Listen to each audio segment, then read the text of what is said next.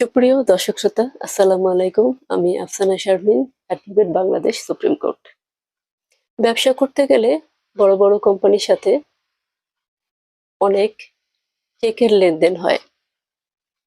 সেক্ষেত্রে বড় বিপত্তি ঘটে যখন সেই চেকটি বাউন্স হয় অথবা ডিসঅর্ডার হয়। কিন্তু কোম্পানি তো রক্তে মাংসে মানুষ নয়, সেক্ষেত্রে মামলাটি করবেন কার নামে?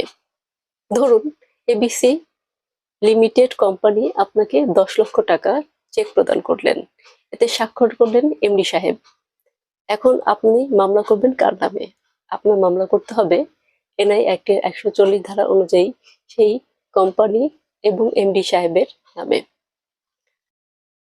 চেক ডিজনারের ক্ষেত্রে সর্বপ্রথম যেটি করতে হবে সেটি হলো চেক ডিজনারের পর 30 দিনের মধ্যে একটি লিগ্যাল নোটিশ কোম্পানি বরাবর প্রেরণ করতে হবে। তারপর 30 দিনের মধ্যে কোম্পানিকে টাকা পরিশোধের জন্য সুযোগ দিতে হবে। এর মধ্যেও যদি কোম্পানি টাকা প্রদান না করে, সেক্ষেত্রে পরবর্তী 30 দিনের মধ্যে আদালতে মামলা করতে হবে।